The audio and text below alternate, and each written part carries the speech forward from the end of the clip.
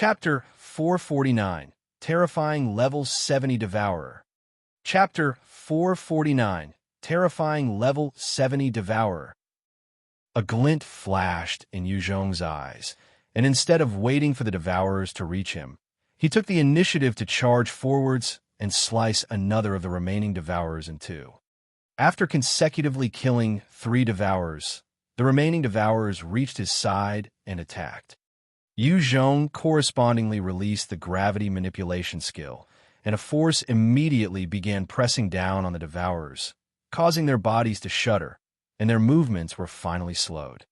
The Devil Flame Sword in Yu Zhong's hands slashed out, leaving shadows in its wake. That single movement aimed at the Devourers, who suddenly came to a stop, and the remaining Devourers found their bodies sliced apart, blood spraying everywhere. Congratulations on reaching level 61 and gaining 2 points of attributes to be allocated. Yu Zhong heaved a sigh of relief and allocated those points to his agility.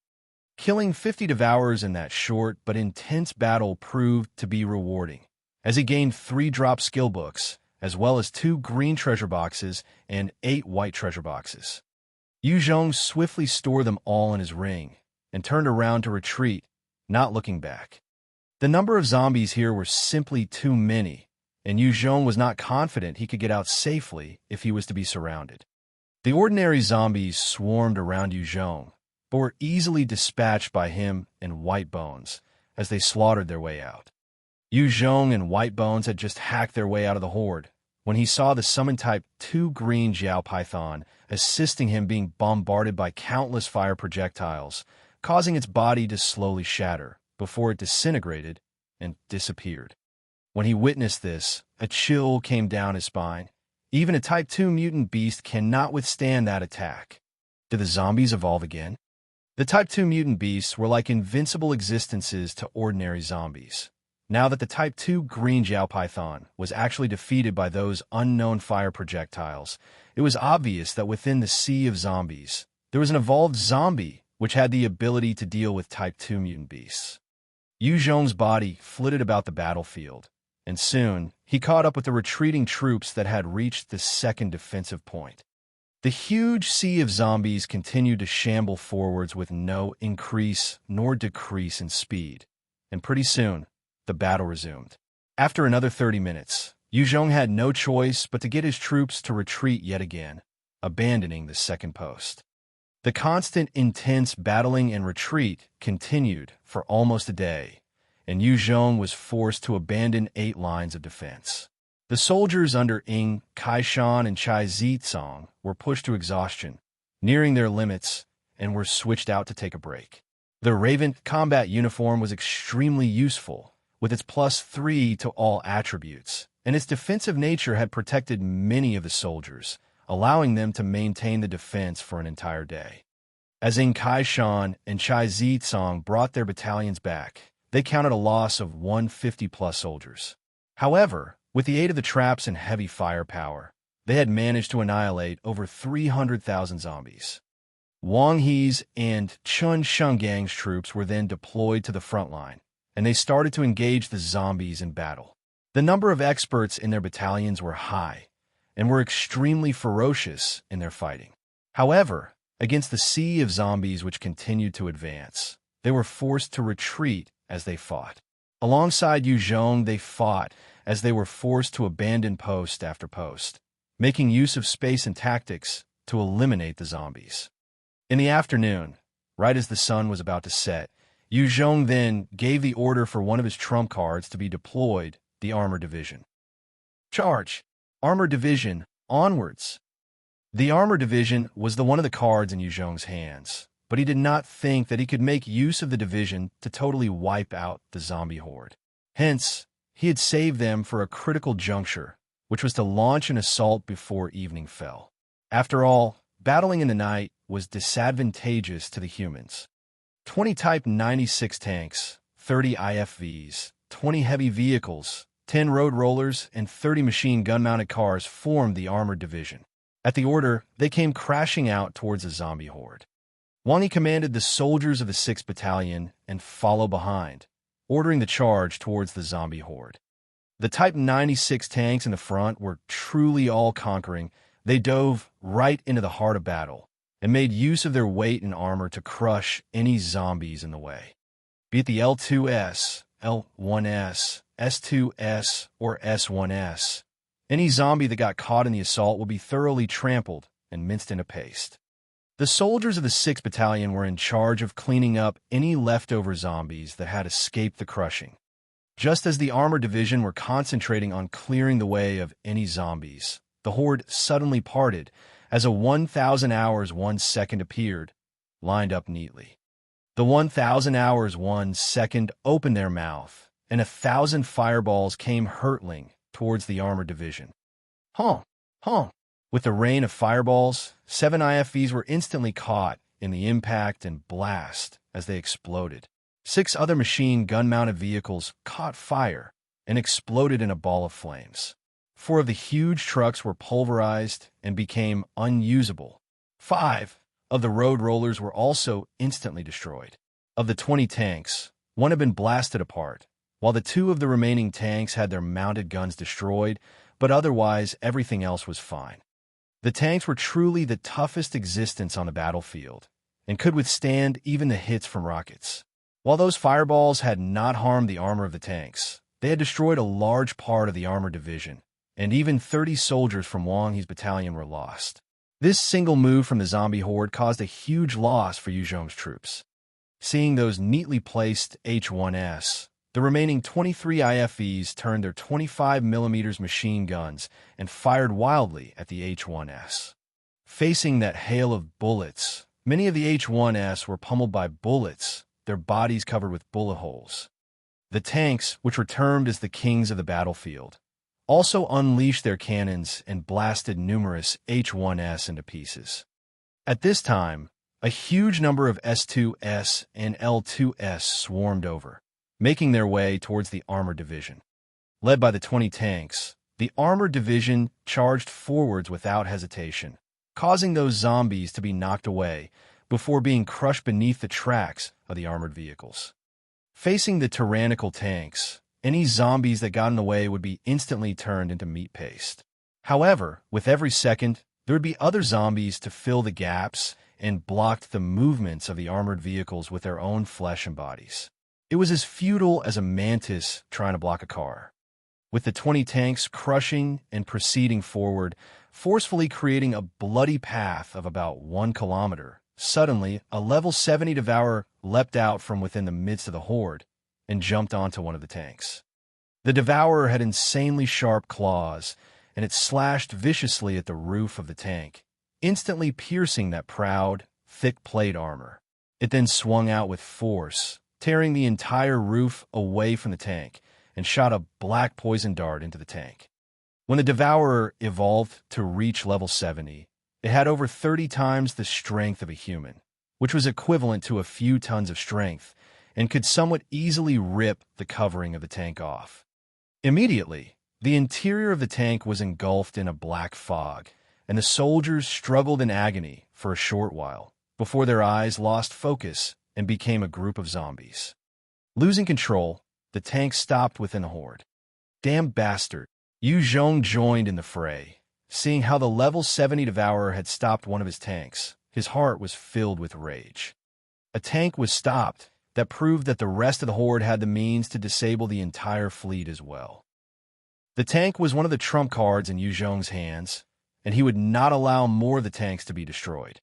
Yu Zhong immediately let out a howl towards the skies, and his hands flashed before a devil flame sword conjured in them. He activated his shadow steps and shot towards the level 70 Devourer like a specter. Hearing that howl, the other trump card in Yu Zhong's hands, the eyes of the Type 3 lightning flashed as it led its 400 brothers, and they came speeding out from the forest and charged in at the zombies. On the other side, the level 70 Devourer felt the threat from Yu Zhong, and it turned to face him, unleashing a speed that was comparable to the Type 2 lightning. It charged at Yu Zhong, and in a flash, it managed to reach the left side of Yu Zhong, swiping out viciously. If Yu Zhong was like the time where he had just appeared in Vietnam, it would be impossible for him to dodge or defend against this strike from the level 70 Devourer. However, Yu Zhong was now a level 61 enhancer, and his agility was constantly enhanced. While it could not overcome the level 70 Devourer, it was not too much lower, and it was thus possible for him to exchange blows with it. His body lightly twisted, and the devil flame, sword in his hands, slashed towards the level 70 Devourer. The Devourer responded by extending a leg to tap the ground, forcefully altering its course midair, and dodged the slash of Yu Zhong. At the same time, it unleashed a forceful kick towards Yu Zhong's body. What a fearsome Devourer! Yu Zhong felt as though he was struck by some immense force. His body sent flying back a few meters.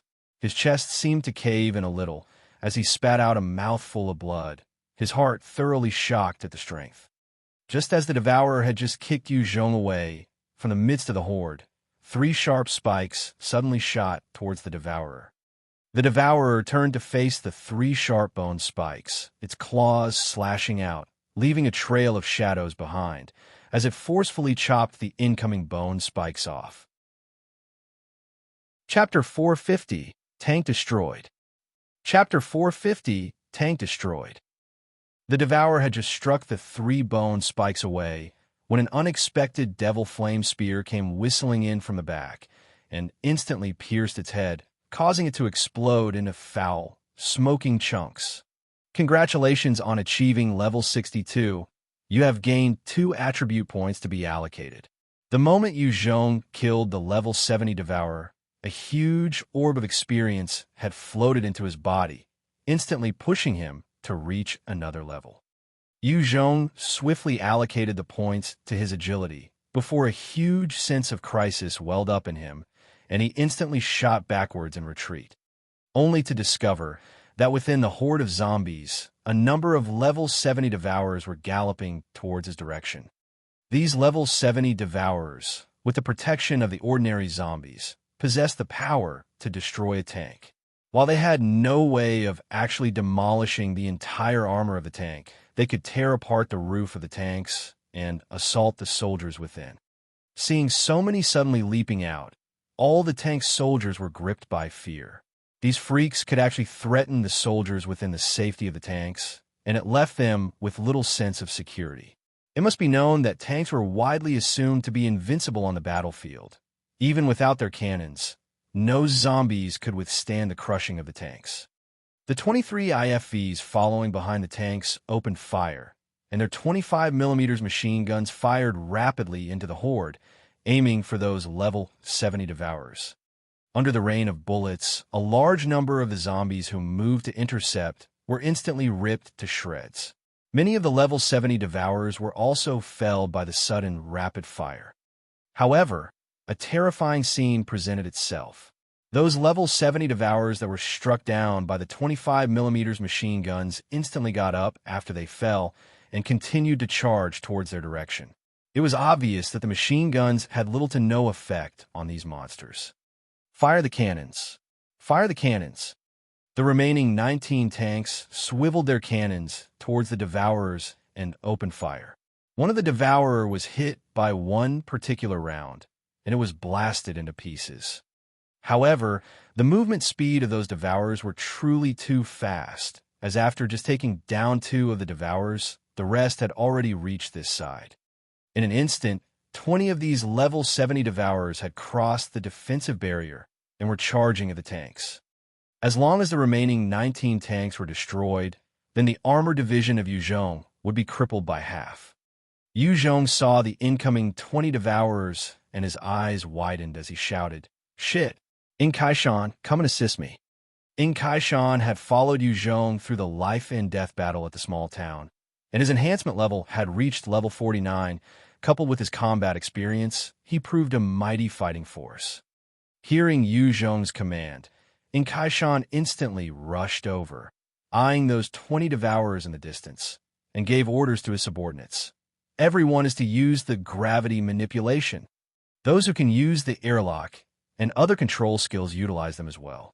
Among those experts led by In Kaishan, many of them had control abilities, and they immediately casted them on those incoming Devourers. A flurry of control-type abilities were launched at the 20 Devourers. Under the combined efforts of those experts, the speed of the 20 Devourers that could match a Type 2 lightning began to slow. Yu Zhong sucked in a breath as he wielded his Devil Flame Sword and rushed towards the 20 level 70 Devourers. In a flash, Yu Zhong appeared beside a tank, his 4M long Devil Flame sword swinging towards a Devourer that had just leapt onto the tank. At the same time, he activated the gravity manipulation and a huge force weighed down on the Devourer. The Devourer was already under twice the gravity due to the supporting troops. When adding on Yu Zhong's ability, it had to support itself under thrice the pressure. Its speed was slowed down considerably and was not as threatening as it was before. Yu Zhong's swing directly sliced it in half, causing black blood to splatter and cover the outer covering of the tank. If it was just Yu Zhong himself, taking down this single Devourer would have required him to expend all his energy, but with the support of Kai Shan and his subordinates, he managed to easily take it down. Yu Zhong had just taken down that Devourer when 6 others immediately pounced at him. These Devourers had no eyes, but they had evolved an acute sense of smell and hearing and possessed an incredible sense of danger perception. They could feel that this human in front of them was a threat to them, and hence made their way towards him. Right as Yu Zhong was about to be surrounded by those 6 Devourers, Kai Shan waved his hand, and sharp ice picks appeared in midair and bombarded the 6 level 70 Devourers. The Devourers did not dodge nor evade, and as the ice picks landed on their bodies, they shattered, evidently not enough to pierce the hide that could withstand even the damage from a 25mm round. Kai Shan's pupils narrowed as he continued to activate his skill, and each time the ice picks shattered on the bodies of those Devourers, they added to their body weight. All of a sudden, a sharp bone spike exploded out from one side, shooting towards the 6 Devourers. Facing those sharp bone spikes, the Devourers just slashed their claws and caused the bone spikes to break off. Seizing his chance, Yu Zhong's body flashed and appeared behind one of the Devourers, activating his gravity manipulation and then directly using his Devil Flame sword to slash downwards, slicing its body in two.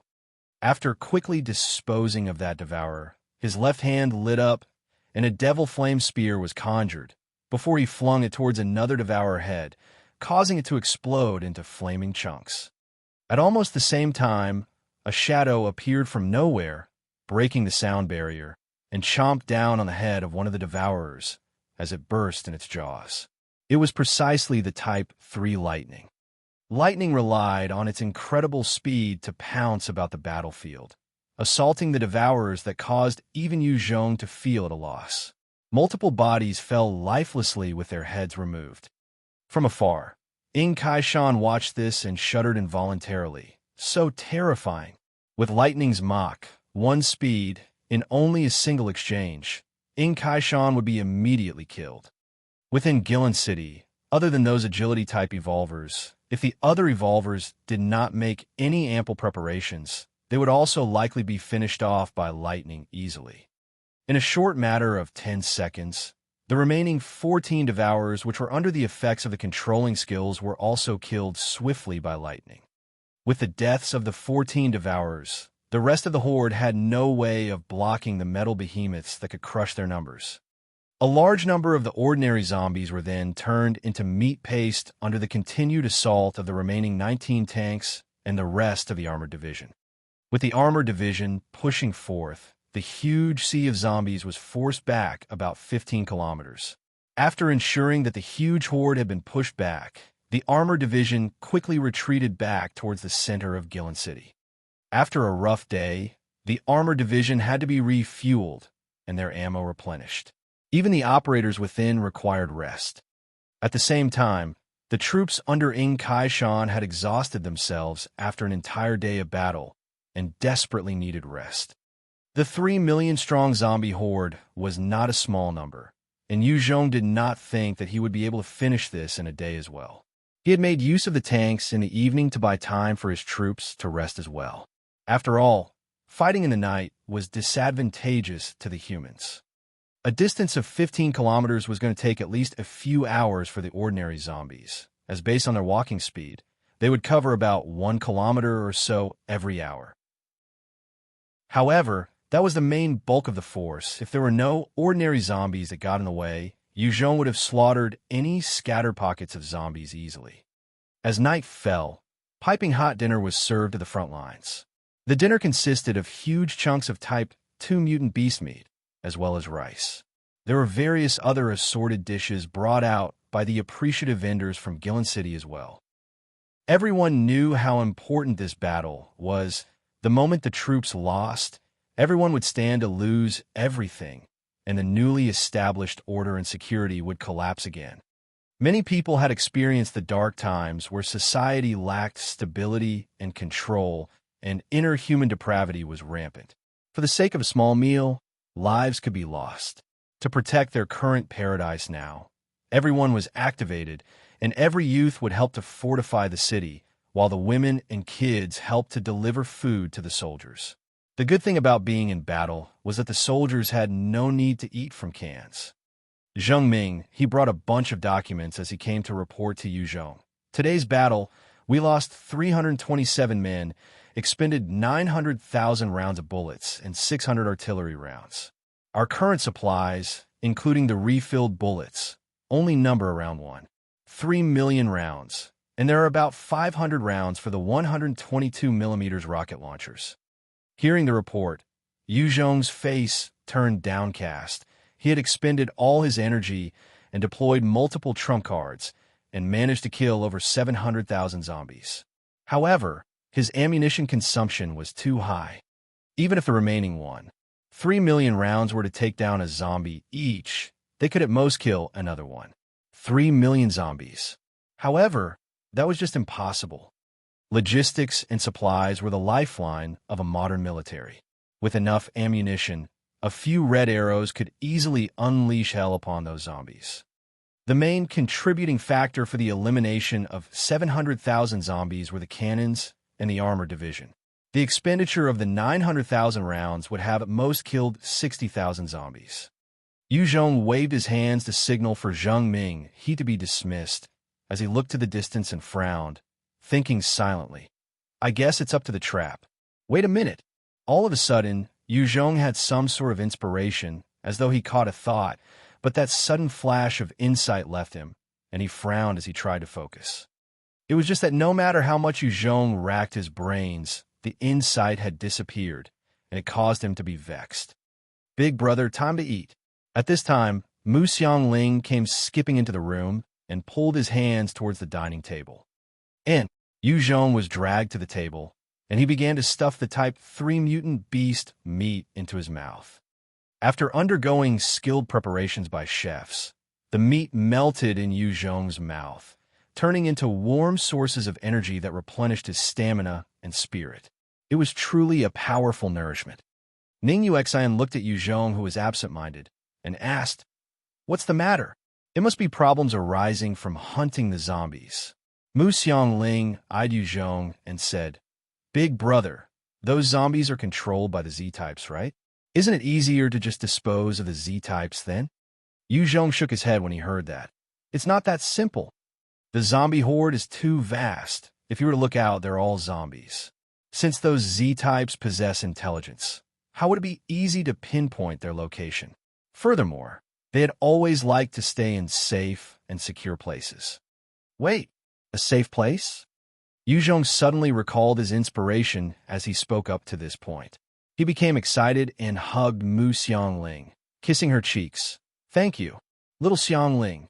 Huh. Mu Xiangling was caught off guard, and after she was kissed on the cheeks, she began to struggle, with her face flushed red and using only a small voice to protest. "Lulakan, pervert, release me. If you don't, I'm going to scream." Ha! Yu Zhong roared with laughter, his mood becoming better as he let Mu Xiangling down. "Leader, the zombies have launched a night assault." Just as Yu Zhong released Mu Xiangling, an intelligence officer came running and reporting in an urgent manner. "What? I'm going." Yu Zhong's face fell and immediately grabbed a piece of Type 3 mutant beast meat and shoved it into his mouth before rushing off. Ning Uxin and Xin Jia Roth exchanged looks, before hurriedly finishing the meat on their plates and followed suit. Yu Zhong came to the front lines, only to discover under the cover of the night, 10,000 S2S were charging towards Yu Zhong's location like specters. Since the huge zombie horde had been chased back for dozens of kilometers, the ordinary zombies would not be that fast with their speed. It was only possible for the evolved types to reach the defenses so quickly. Chapter 451, Defeating the Zombie Horde. Chapter 451, Defeating the Zombie Horde. Yu Zhong eyed the swift S2S, and his brows furrowed. Damn it, those Z-types have learned how to launch a night assault. Battling at night was the toughest for humans. In the night, their vision was limited and could not exhibit 100% of their combat prowess. The 10,000 S2S attacking at night was even more terrifying than 200,000 ordinary zombies. The moment the S2S got close, it would be devastating for the normal soldiers. Furthermore, Yu Zhong was unwilling to utilize the little heavy artillery he had against those S2S. Yu Zhong eyed those S2S and mulled for a moment, before he unleashed a howl towards the skies. Hearing that howl, Lightning and its brothers, which were enjoying munching on the zombie corpses, released a howl in reply, and charged out from the jungle, pouncing towards the S2S. During the battle in the day, of the 400 ordinary mutant leopard cats that Lightning led, 100 had perished at the hands of the zombies, as even the L2S and S2S had the capabilities to hurt the ordinary mutant leopard cats. Release the flare. Relay my order. Get Wang He and his troops to defend the post. Yu Zhong shouted orders to an officer beside him, before he brought White Bones along with him and charged towards the horde of S2S. By now, Yu Zhong's strength was tyrannical. Any S2 that got near him would be instantly sliced apart.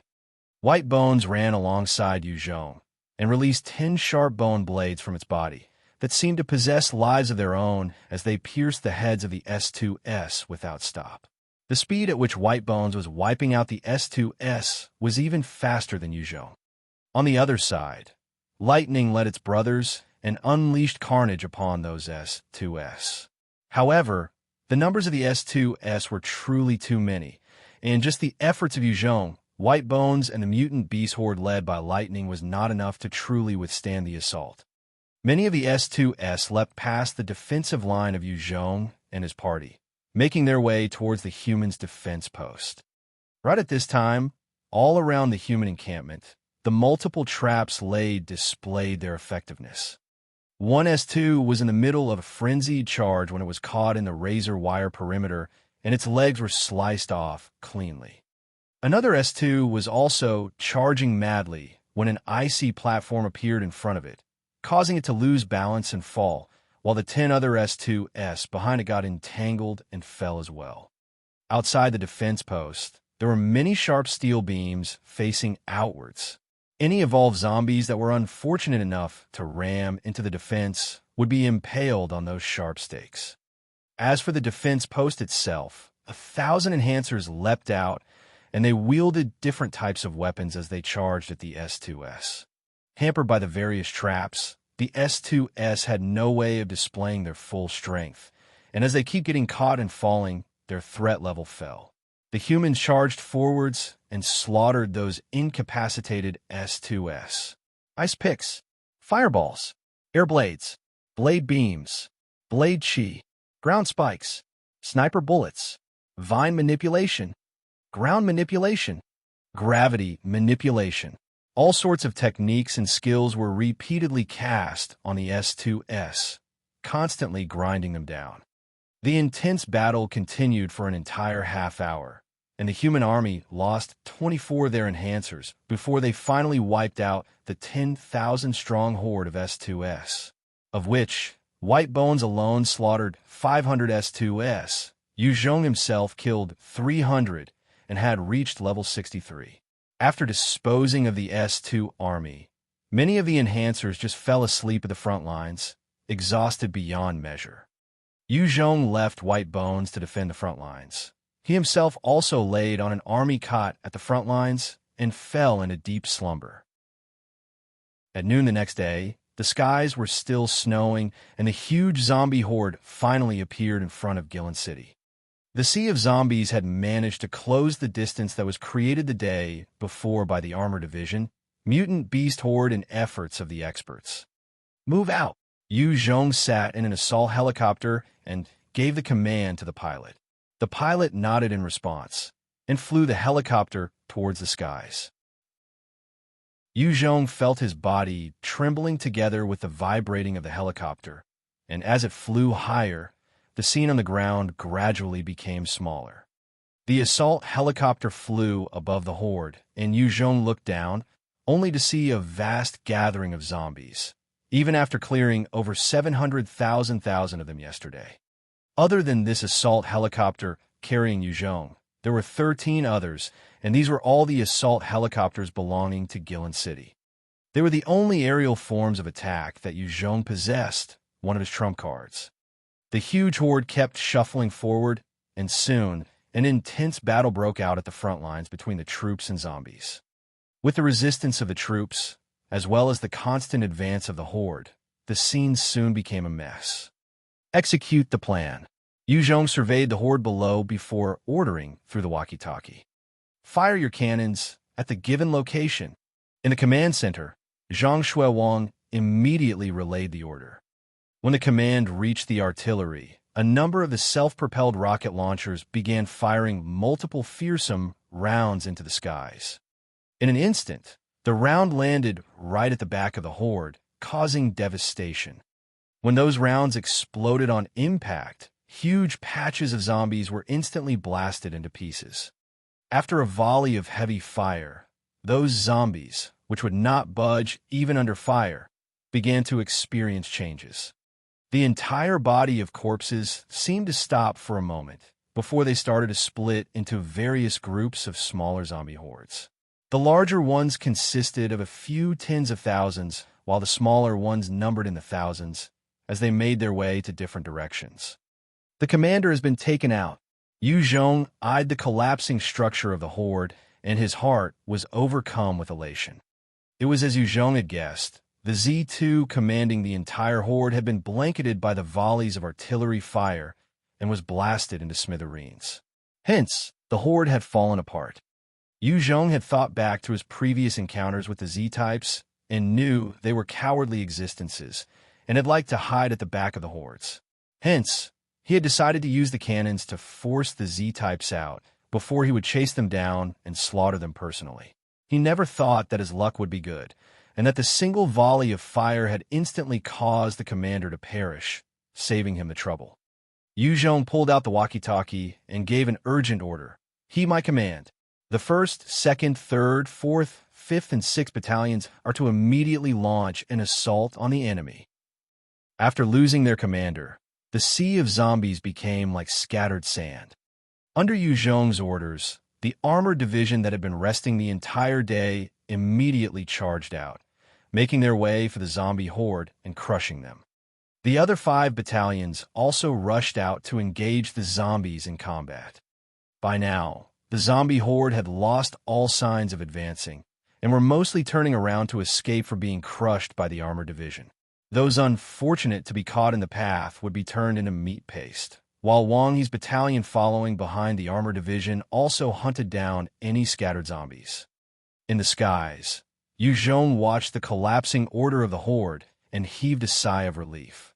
Based on his current force, wiping out the entire horde would be incredibly tough. Having this chance now was already a blessing in disguise.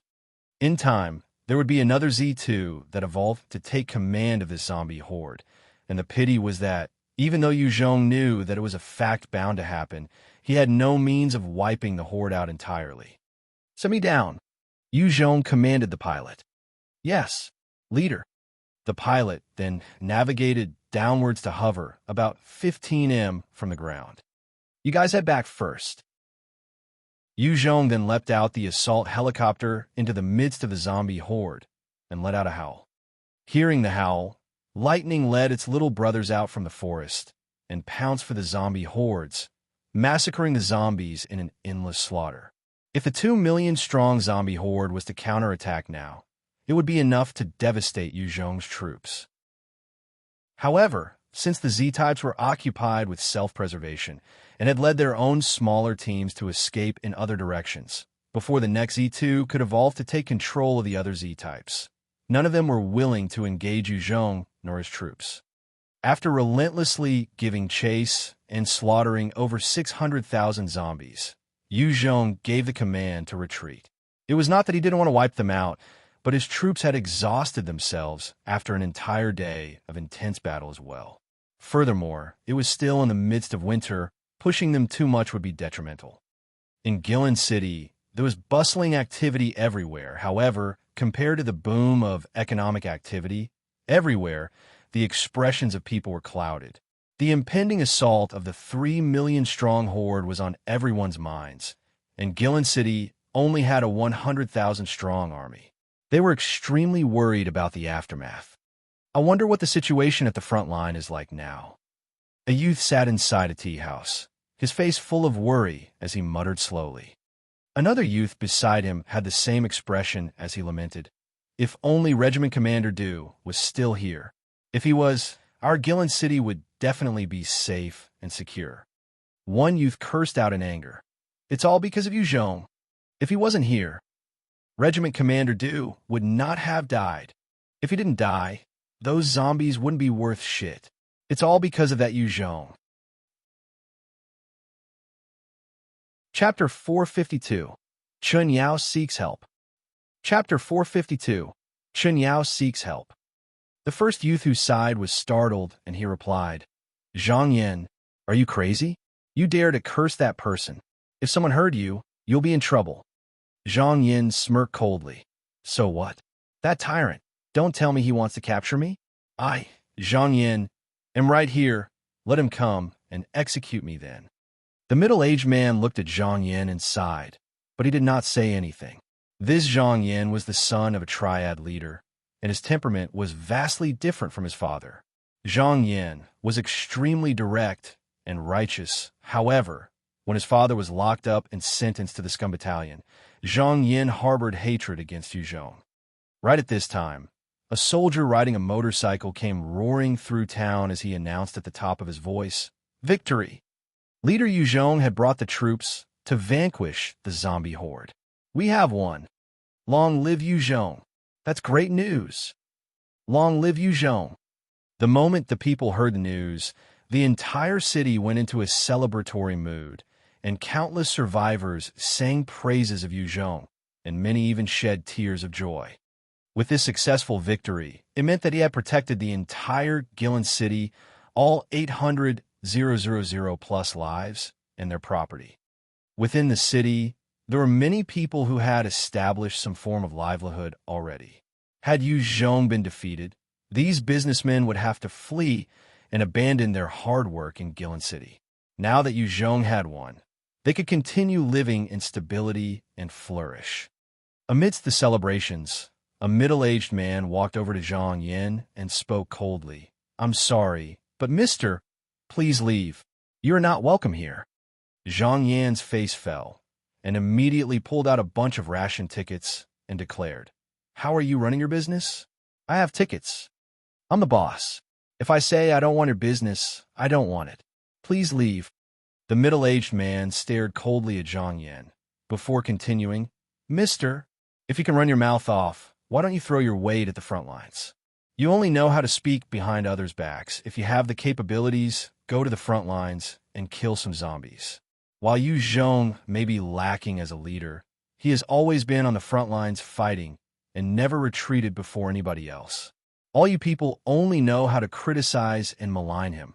What have you done yourself? Seeing your behavior disgusts me. Please do not appear in my shop ever again. Zhang Yan grew red from the rebuke as he retorted, I speak however I want to. That's my right. The boss eyed Zhang Yan coldly and pointed to the door. Get the hell out. That's also my right as the owner. Good, good.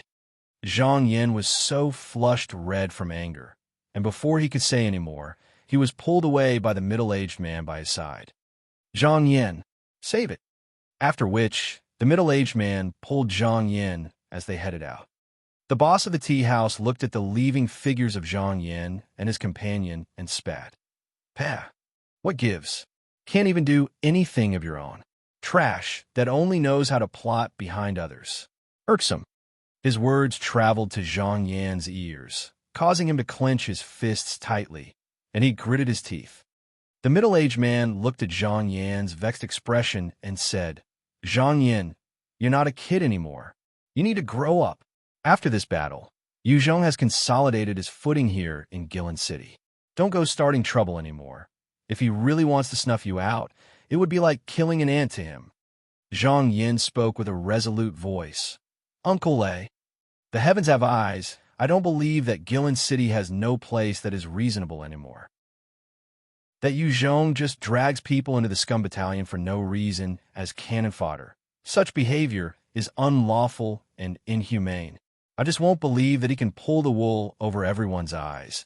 There has to be someone who hasn't lost their mind in Guilin City yet. Zhang Yan's father was a triad member. However, Zhang Yan had received an exemplary modern education and was dissatisfied with his dad's way of doing things. However, with his dad's protection, he had been living like a protected flower that believed in an idealistic world where logic and righteousness prevailed. The middle-aged man, Lei Yi, looked at Zhang Lei, sighing lightly and did not say anything else. In this battle, Yu Zhong had stopped the impending invasion of 3 million zombies and had won the hearts of the people. Most of the survivors in Guilin City had already acknowledged and accepted his leadership. The soldiers that had fought at his shoulders had also accepted his command, seeing that he had been placing himself at the forefront of the battle and leading them to victory. Since his position had been fortified, no small-time crooks could seek to upend his rule any longer. As for Yu Zhong, he had returned to his own villa and was inspecting his loot. After killing so many high-level zombies on the field, his returns have been decent. He opened up 2 magic gems that could upgrade weapons, as well as other treasures. Level 4 treasure, 8-sided sword. A type of Han, Chinese, sword, its body is wide, and it has 8 sides that were grinded. It is extremely compatible with sword Qi, and it is incredibly sharp. Level 4 treasure, green ghost mask. Upon equipping, endurance plus 10, spirit plus 7. Level 3 skill, stealth, can silence breathing, greatly weakens perception of user. However, no movement's otherwise form is revealed. Activating the skill expends 10 stamina and 20 spirit. Level 3 skill, firestorm, calls down a fiery disaster, burning any creature without discrimination within a 20x 20m radius. Expends 40 spirit. No restriction of class, but each individual can only cast it once in 24 hours. Level 3 skill, corpse ghost transformation. Upon casting this skill, user becomes like a corpse ghost, gaining huge increases in the 6 attributes and resistant to viral infections. When transformed, user is more susceptible to light-based attacks. The rest of the skill books and equipment that were dropped were things that Yu Zhong had already owned. Yu Zhong looked over these skills and equipment once over before he gave the 8-sided sword and stealth skill to Mu Xiangling. With the stealth ability, Mu Xiangling's ability to survive on the battlefield would increase a whole lot more, and with the sharp 8-sided sword, she could kill mutant beasts easily. After another day, the snowstorm came to a gradual stop, and Yu Zhong brought Duan Ziku and the rest of the ex-members of the Greater China Alliance over, joining his ranks. His overall fighting strength increased yet again, with Duan Ziku and his subordinates forming the 10th Battalion.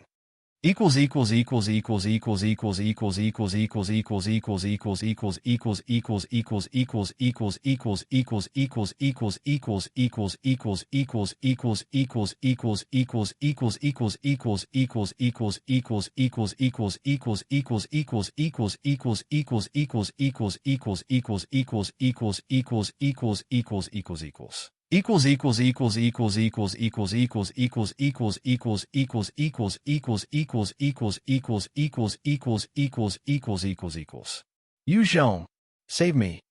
10 days after stopping the invasion, Yu Zhong had been immersed in training when he suddenly received Chen Yao's transmitted call for help. Within the villa, he clutched the report in his hands tightly, his face looking unsightly. From the report that Chen Yao transmitted, there were details of what happened after Yu Zhong left. Yu Zhong had intended to lure the attention of Wianhong's troops, and thus attacked a few towns under his control and absorb a small team from the Vietnamese Freemasons. However, as Wianhong chased him down, Yu Zhong was forced to move towards the northeast, escaping into Guangxi's region, and he slowly fought and gained power before finally obtaining Guilin City. As for Chen Yao, her journey had not been as smooth, and although she had also brought her troops to leave in a different direction to evade Wianhong's troops, a number of the Vietnamese survivors within her control managed to escape, seeking refuge with Wianhong and giving him the information of Chen Yao's whereabouts. Wianhong had immediately deployed some troops to surround Chen Yao and her troops, and she was simply not a match against Wianhong and was forced to leave the town. She was now on the run and was in the forests. If it wasn't for Vietnam's weather that had turned strange as well, and they were blanketed by snow, Chen Yao and her troops might already be wiped out by Wianhong. Chen Yao's establishment had grown to a size of 4,000 survivors, with 500 warriors. However, as the events unfolded, she was left with 100 warriors and only 800 survivors. Every day, there would be casualties from the cold weather. Chen Yao had risked it all to obtain a broadcast station to relay the distress signal to Yu Zhong. If the Chinese wanted to expand in foreign land, it was incredibly difficult. Each and every place had their reservations. The fact that Yu Zhong had expanded so fast in Guangxi was because he had the identity of a Chinese, which brought him numerous advantages. At that time, when Guilin City's Freemasons was under the control of foreign power, they could not simply just push the Chinese out and take over the reins of leadership as well. A cold look flashed past in Yu Zhong's eyes as he spoke. Seems like I need to make a trip. Wianhong, this time around, it'll be your death. When Yu Zhong made the decision, he immediately assigned Ming Jiajia, Wei Ninghua, and a number of his trusted aides to Guilin City, installing them in various key positions. After he had settled the necessary preparations, his control over Guilin City rose another level. By now, Guilin City had replaced Longtong District and Tianxin District as the most important base of operations for Yu Zhong in the Guangxi region, as there were nearly 900,000 survivors here. Where there were people, there was a place of precious resources. It would become Yu Zhong's strongest fort in the future as well. Therefore, Yu Zhong was not willing to allow any mishaps to happen here. Yu Zhong arranged for countless measures to be in place to cement his control and leadership, before arranging for 500 enhancers above level 30 to move out, forming an elite battalion dressed in the nano-combat suit, as they made their way towards Vietnam. The mini-army made their way by backtracking Yu Zhong's path, entering Vietnam from Tianxin District. By doing it that way, there was less problems to worry about, and it was relatively safer. Arriving at Tianxin District, Yu Zhong called for the elite battalion to rest and wait for orders, while he brought 20 experts and entered Vietnam. He had no way of ascertaining Chen Yao's location. In the current weather, even if everyone was an expert, expecting them to move about with a huge area to cover, and the pressure of an enemy would weigh down on them. Chapter 453, Shi Min. Chapter 453, Shi Min. Out on the snow-covered fields, Yu Zhong and his party sat in a fleet led by a Hummer, followed by a fuel truck, disguising as a survivor party as they traveled on the roads. Mu Xiangling sat in the Hummer, looking out at the fields and hills covered with snow, as she complained. So this is Vietnam. It's all snow. So boring. Ming Jia shot Mu Xiangling a look with undisguised envy as she spoke coldly. We're here on a mission, not to play. If you wanted to play, you should have stayed back at home. Ming Jia was jealous of Mu Xiangling's looks. While she was pretty in her own right, she could not help but admit that Mu Xiangling was definitely many times better looking.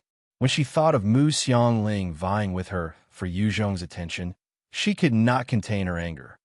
Mu Xiangling shot back a look at Ming Jiajia, and it seemed as though there were fireworks that emitted in their exchange of gazes. Mu Xiangling then chuckled, before she leapt into Yu Zhong's arms, looking pitiful, and shook his arms, before pleading like an injured rabbit. "Big brother! She's bullying me! Jiajia is bullying me! Get out of there!"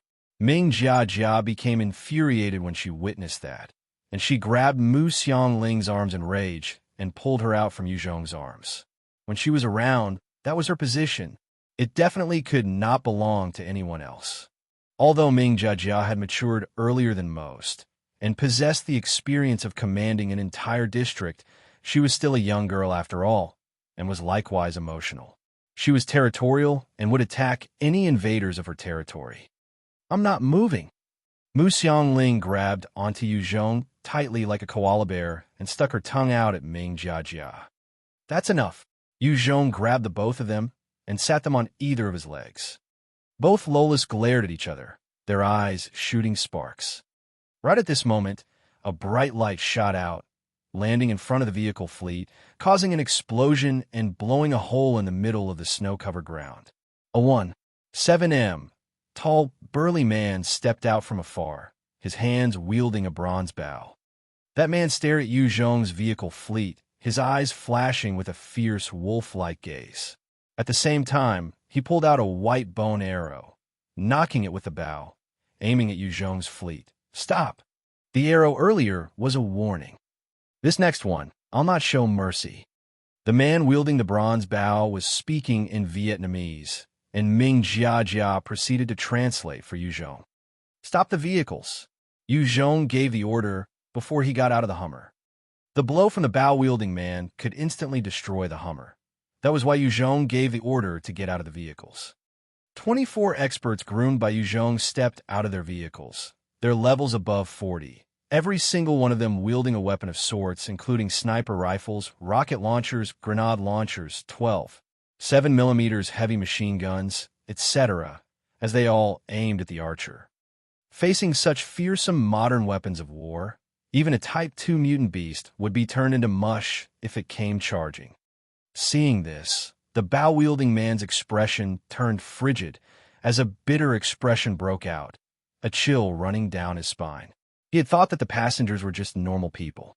He had never expected them to be experts. Furthermore, he could sense dangerous gazes, and he got the feeling that the moment he made a wrong move, he would be immediately executed.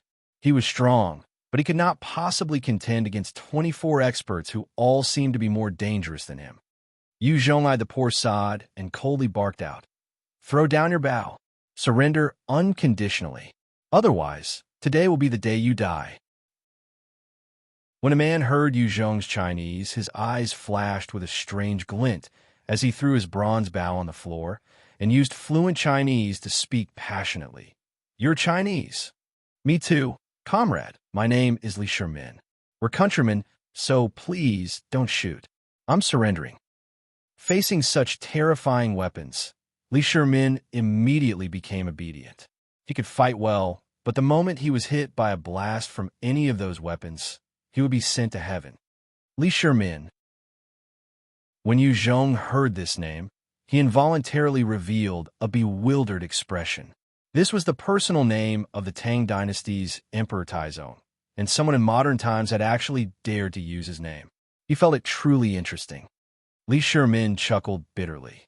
"This is the name of the Emperor Taizong. That year when my dad named me, he wanted me to have an awe-inspiring name. Hence this. To be given such an infamous name, Shi Min had been the subject of ridicule during his primary and secondary school days." Yu Zhong eyed Shi Min and asked curiously, "I'm Yu Zhong. Shi Min, your strength is decent. Why have you taken up robbing to get by?" That single arrow from Shi Min that could blast an armored vehicle showed that he did possess the strength. Such an enhancer had no need to worry about food. They could easily pass through villages with zombies to search for food and rations, or they could hunt in forests with their capabilities. There were many strong individuals wandering about in this apocalyptic world. Yu Zhong had heard that within Guilin City, There were a few geniuses who had been holed up in the mountain range hunting mutant beasts day in and day out. Shi Min turned silent as he brooded. Yu Zhong eyed Shi Min and spoke out indifferently. Forget it. If you don't want to say it, I won't force you. Since we're countrymen, I'll spare you. Come with me. After killing 100 enemies, I'll grant you your freedom. Since Shi Min had jumped out in a bid to rob him, Yu Zhong could not release him so easily. However, he didn't want to force Shi Min to subjugate entirely. Hence, he gave him a way to regain his freedom. Like this, for his own freedom, Shi Min would become a sword for Yu Zhong. Shi Min's face immediately fell as he spoke slowly. Brother Yu, can we discuss this? If you release me now, I'll definitely repay you in the future. Bai Xiaosheng, standing beside Yu Zhong, was losing his patience, and he flashed forward like a specter, placing a dark magic blade at Shi Min's neck, threatening him. Shit, you're spouting too much bullshit. Don't waste our time. If you don't agree, I'll chop your head off. Bai Xiaosheng had originally intended to enjoy himself with the beautiful ladies in Gillen City and lead a relaxing lifestyle. However, he was almost immediately deployed out with Yu Zhong and had felt stifled with rage. Since he could not direct this anger at Yu Zhong, he could only unleash it against enemies. Bai Xiaosheng was truly powerful, and he wasn't ambitious, seeking only to lead a promiscuous lifestyle with beauties. So fast, when Shi Min felt that cold metal on his neck, he was startled. Based on Bai Xiaosheng's speed, the moment he entered a radius of 20 m, Shi Min wouldn't be a match for him. Shi Min chuckled bitterly. Brother Yu, I promise you, but I really do have something I need to discuss with you. Shi Min could feel the overpowering killing intent from Bai Xiaosheng and knew that the moment he spoke out of line, he would lose his head. In such a society where human rights and laws were out of the window and deaths were aplenty, not to mention in the wild, he had to be careful. Yu Zhong was not unreasonable after all, and he said, Speak. Shi Min then began to narrate his story.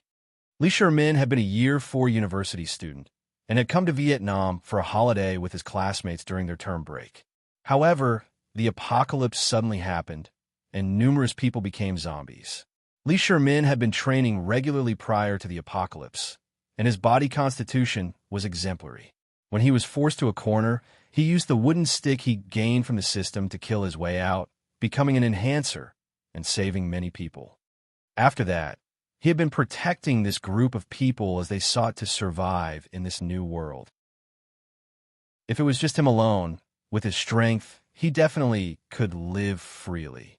However, for the sake of the people under his protection, he could only rush about everywhere, hunting and scavenging like mad to search for rations. This place was within the territory of Wu Yanhong's influence and reach, and since Shi Min was Chinese, he was also the target of the Vietnamese. Many experts had tried to rout him to dispose of him. There were instances where Shi Min had really close shaves with death, but he managed to escape by a hair's breadth each time.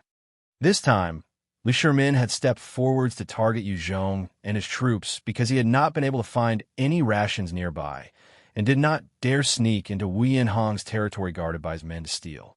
Hence, he had no choice. Yu Zhong eyed Shi Min and sighed before speaking slowly. Let's go. Take me to them. Yes. Shi Min did not dare disobey with a weapon at his neck and could only pray in his heart that Yu Zhong was a decent person. Led by Shi Min, the entire group soon came to a mountain range sealed by snow, and there was a huge cavern in the mountain that was covered by a layer of grass, blending in with the mountain. Without anyone pointing it out, nobody would be able to find this place easily. Brother Li, you're back. Shi Min had just pulled the cover open when a little girl, covered in a few layers of mutant beast hide, came running up to welcome him. Who are these people? The cute little girl saw Yu Zhong's group and was frightened, her eyes flashing with a wary look. At this moment, 10 males and 15 youthful females came walking out from the deeper parts of the cave. One of the males was surrounded by 5 others. He had good looks, and his body was more muscular than the rest, as he began asking Shi Min loudly, Shi Min, you're back. Did you find anything to eat? Shi Min frowned and replied, "No." The handsome and muscular male looked at Shi Min before looking at Yu Zhong's group in wariness and asked, "No? Then why the hell are you back? Who are these people?" Yu Zhong glanced at the handsome yet arrogant man and frowned as he asked Shi Min, "Who's this? Why is he so arrogant?" Shi Min chuckled bitterly. "He's the president of the student union in our university, Luo Wenshu. His father is the mayor of Qingyang City. He's a pretty famous figure in our school." Yu Zhong continued asking, "Did he ever search for food?" Shi Min slowly replied, "No. Finding food has always been my job." "How do you guys distribute the food?" "Equally. The ladies get a portion more." Yu Zhong stared at Shi Min, speechless. This guy was formidable and had the character to boot, but he was literally rubbish in every other aspect. Not only did he handle everything about the food, he was still treated like a dog when he came back. No wonder he had no standing amongst these survivors. Luo Wenshu glared at Yu Zhong and rebuked coldly, "Get the hell out. You're not welcome here." One of the ladies, who had a thick head of hair and a voluptuous body covered by 2 layers of mutant leopard cat's hide, spoke slowly. "Forget it. These people were brought back by Shi Min. We're all Chinese. Everyone should stick together and get through this tough period." Luo Wenshu glanced at the beautiful lady who just spoke as he rebutted, "Zhou Shuiyin, we don't have much food left. If they join us, what do we eat then? Don't tell me you're going to give them from your portion." In this apocalyptic world, nothing was more important than rations. Luo Wenshu and the rest had tasted the bitterness of not having enough to eat, and hence were not willing to risk going hungry just to share with people they do not know. At this time, food was more important than even ladies. The young girl who had come running to welcome Shi Min shouted back at Luo Wenshu, "Luo Wenshu, our food was brought back by Brother Li. It's also not from your efforts. On what grounds are you chasing his friends away for?" Luo Wenshu glanced at Shi Min and chuckled coldly as he raised his hands. "That is his duty.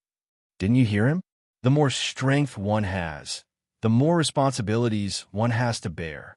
Since he has the capability to hunt for food, finding food is his responsibility. As to how the food should be distributed, it's dependent on all our decision. The minority has to follow the majority. This is democracy. I reckon that we should chase these unknown people away. Those who agree, raise your hands."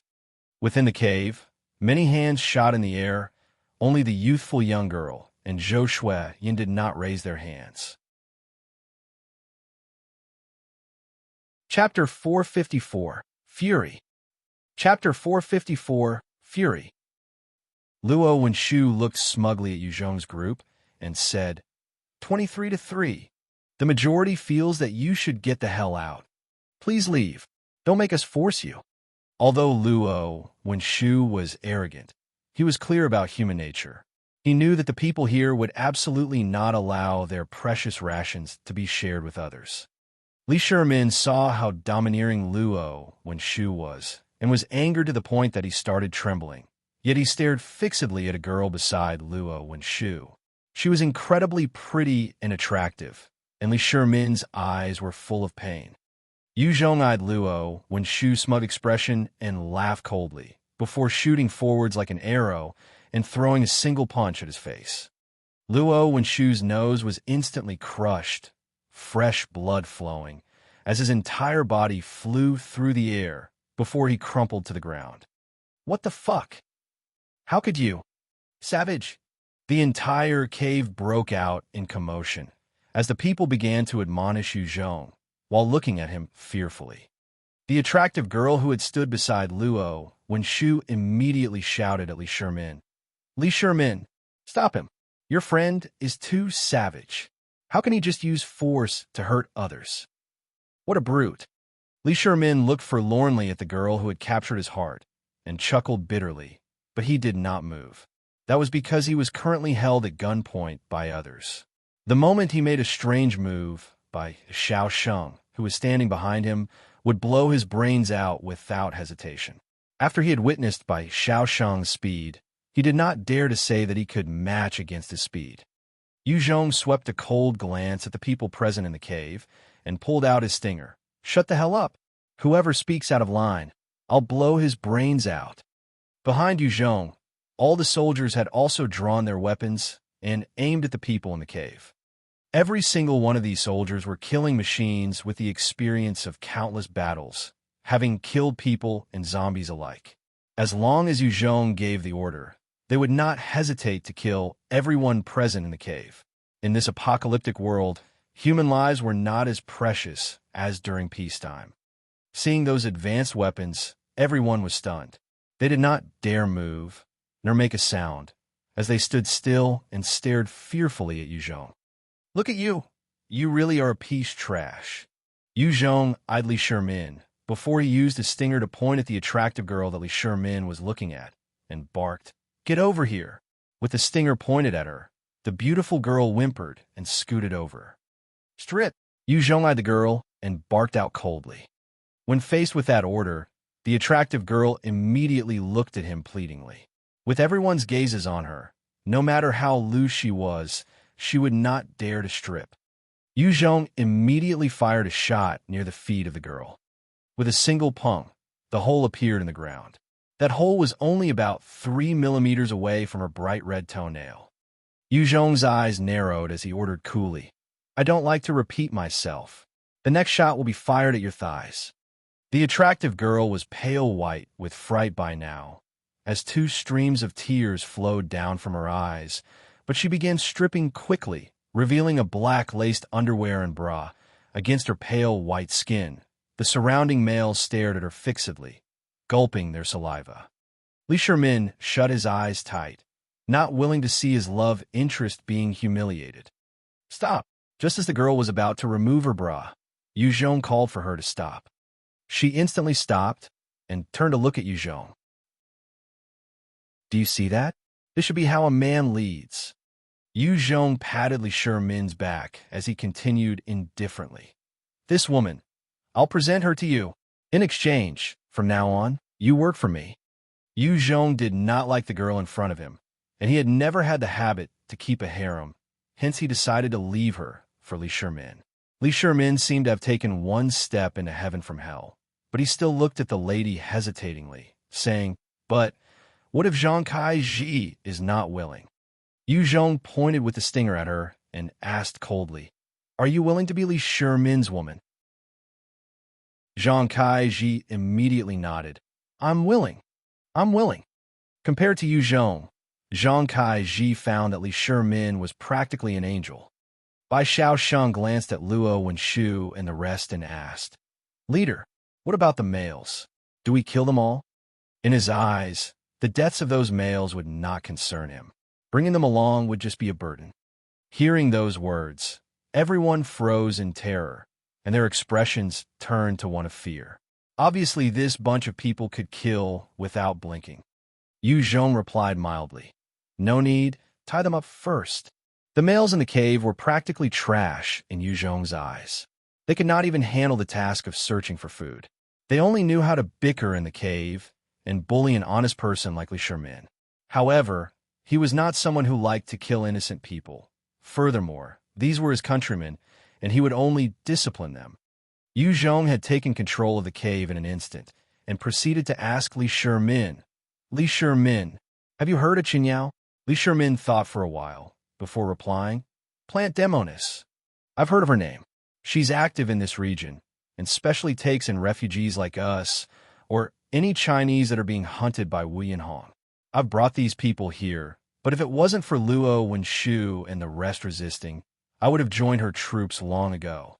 Yu Zhong asked with a face of concern, "How is she? Any other news on her?" Chen Yao had sent someone to transmit that S for help, and there was no further contact after that. Yu Zhong had no way of determining her location, and hence brought his men to Vietnam. Shi Min immediately replied, "No, not long ago, Wu Yanhong had sent a small team to pressure the troops of the Plant Demonis. It's rumored that the battle was intense. As for more detailed reports, I'm afraid only Wu Yanhong's troops possess the information. The Chinese are struggling to do anything here after all. Under Wu Yanhong's leadership, the region was under propaganda, and a large majority of the Vietnamese viewed the Chinese with hatred. As a Chinese, Shi Min would find it hard to obtain any valuable intel. Furthermore, he had to run all over the place to feed 20-some masters and was usually too exhausted to do anything else. Yu Zhong pondered before asking, "Are there any troops of Wei and Hong stationed around here?" Shi Min spoke with a little anger. "Yes. Nearby here, there's a town around 20 kilometers away.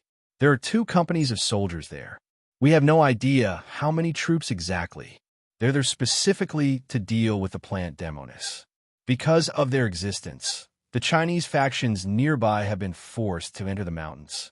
Many have died to the cold and hunger." When Yu Zhong heard that, he emitted a strong and icy killing intent. "Tonight will be the day they die." Nightfall within the town, there were many torches lit, and there was a hustle and bustle of activity. Yu Zhong had brought his men quietly as they snuck up near to the town.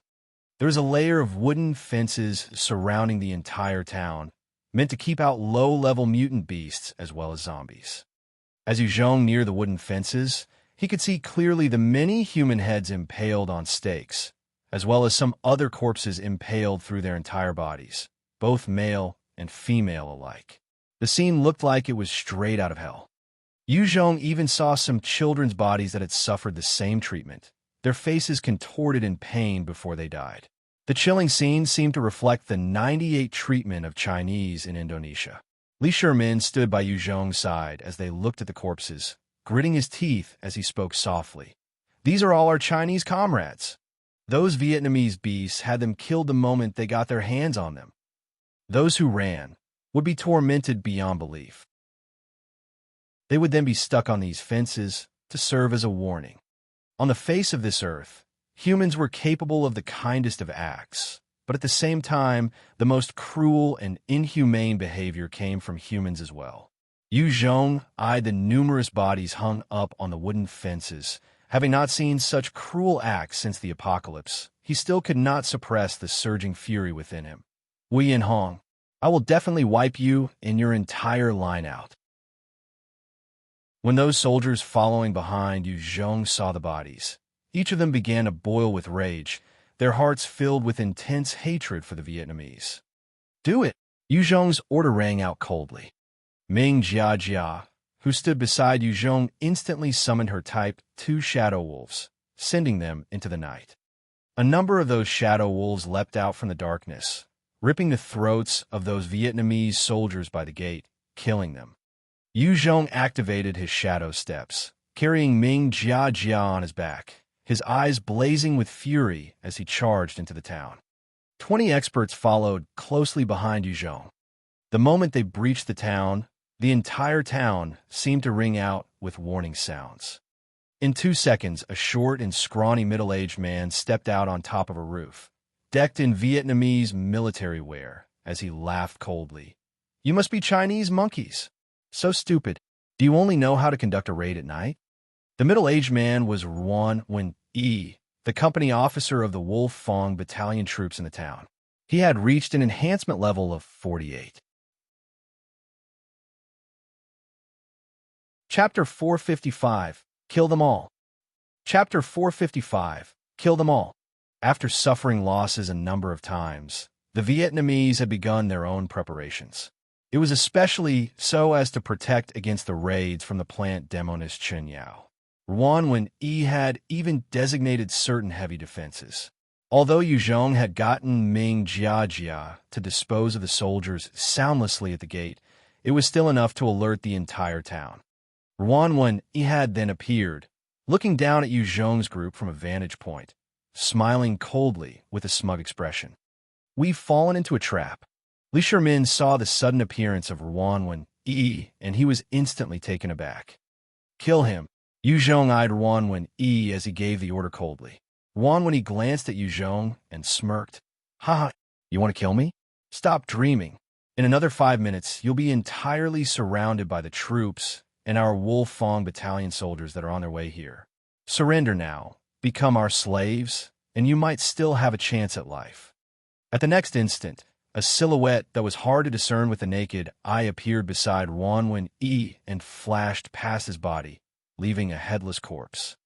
When that silhouette finally stopped on the roof, It revealed Lightning's terrifying figure, carrying Ruan Wenyi's detached head, still beaming with a smug expression in its mouth. Lightning then chomped down viciously, instantly crushing the head into a bloody mess before swallowing it into its stomach. When Shi Min saw that, his entire body trembled in fright as he thought to himself, "What fearsome speed! How can anyone defend against that? Kill every single enemy that resists." Yu Zhong barked out coldly before charging further into town. Beside him, White Bones followed closely behind, along with 4 shadow wolves. The 20 experts following Yu Zhong were split into 2 teams, each team heading off towards different directions. Since the enemy required time to gather their troops, Yu Zhong and his team had to make use of this time to cause as much chaos as possible, as well as kill the maximum number of enemies they could. Otherwise, when the enemy had gathered their full strength, it would be harder to deal with them by then. Yu Zhong rushed towards the place where Ruan Wenyi appeared, and in 3 seconds, he saw 20 experts of the Wolf Fang Battalion. These 20 experts were in the midst of rushing over, and when they saw Yu Zhong appearing, they were all stunned. They had never expected Yu Zhong to break past the defenses of their company leader Ruan Wenyi in such a short time. Right at the moment when the 20 soldiers stopped, White Bones instantly shot out 10 sharp bone spikes. 6 of the experts were pierced through the head, while the 4 were nailed to the ground through their bodies. Lightning was like a tornado, as it immediately pounced into their midst, and in a flash, swiping out and causing 10 heads to roll on the ground, leaving 10 headless corpses still swaying where they stood. Strong. A Type 3 mutant beast is truly strong. Yu Zhong watched Lightning, and his eyes flashed with content. If he had to personally act against those 10 experts, it would have expended some energy. However, Lightning had only taken 1 second to completely wipe them out, leaving them with not even a single second to react. In the martial arts world, speed was not easy to break, and since Lightning's speed had reached the apex, unless it was a person with 15 times the speed of a normal person, there would be no way to react to Lightning before being killed. The Type 3 Lightning was one of the strongest trump cards in Yu Zhong's arsenal, and its killing potential had long since surpassed Yu Zhong himself. This was the result of Yu Zhong painstakingly feeding Lightning with numerous high-quality nuclei. After easily disposing of the Wolf Fang Battalion in the town, Yu Zhong continued running further in, with White Bones and Lightning beside him. Upon activating his shadow steps, Yu Zhong's speed would reach up to 18 times that of a normal person, almost reach the sound barrier. In 2 short seconds, he had already reached the army camp within the town. At that point in time, the soldiers were still busy getting ready. When they caught sight of Yu Zhong's sudden appearance, everyone was shocked. All of a sudden, 5 Type 2 Shadow Wolves charged out and bit through the necks of 5 Vietnamese soldiers, before pouncing on another 5 next to them. At the same time, White Bones had already shot out 10 bone blades, slicing off the heads of 10 other Vietnamese soldiers, sending them flying. Yu Zhong himself pulled out his 12.7mm heavy machine gun and sprayed at the gathering soldiers. Under the barrage of bullets, many of the Vietnamese soldiers were instantly shredded, suffering varying degrees of injuries. Some even had their brains blown out. It was truly a cruel scene. With that sudden assault, the neatly organized army was instantly thrown into chaos, many suffering injuries while others dead. However, these soldiers were still considered elite soldiers in their own right. Even when faced with such a preemptive attack, they dove for various cover in different directions, before raising their guns in a bid to return fire at Yu Zhong. The bronze spiritual bell floated out from Yu Zhong's chest and floated above his head, releasing an impregnable shield around him. The bullets just bounced off the shield emitted by the bell, not injuring Yu Zhong in the slightest. From the other side, lightning shot forwards, weaving about the soldiers, and everywhere it touched, there would be a mangled corpse and fresh blood spraying all around. Devil. He's the devil. Shit. He's untouchable. What do we do? We can't kill him. I surrender. Don't kill me. Many of the soldiers were dying by the tens at the hands of White Bones. Yu Zhong, those 5 Type 2 Shadow Wolves, and lightning. No matter how organized the Vietnamese soldiers were, or how many advanced weapons they had, there was simply no time to mount any sort of defense or resistance. They could only die helplessly. After just a short bout of resisting, even the toughest soldier had surrendered and abandoned his weapon. From behind, Xiao Sheng had quickly led his men as they went on a killing spree on other Vietnamese soldiers before reaching Yu Zhong's location. When Shi Min came to the army camp and saw the hundreds of corpses, his eyes widened with shock. What the hell? Was this done all by himself? Shi Min had never expected that a single person would be able to annihilate 2 companies of men alone, forcing the remaining troops to surrender as well. Shi Min knew he was considered an expert. If given enough time, handling 30 expert soldiers would not be an issue.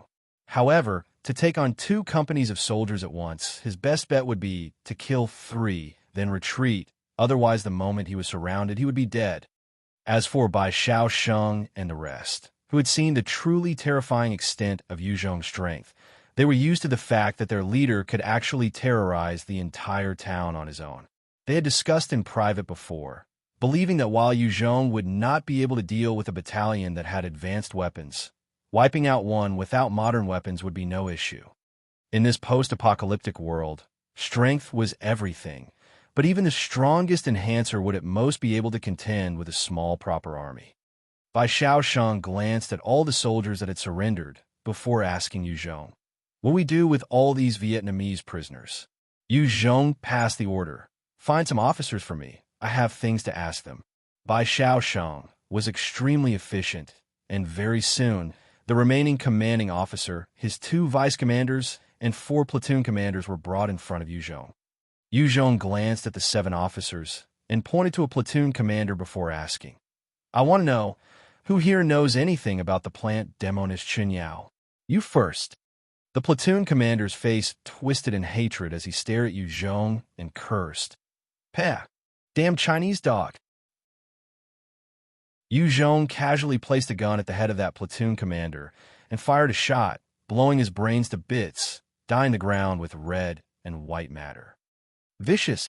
Shi Min jumped when he saw that, his back breaking out in cold sweat.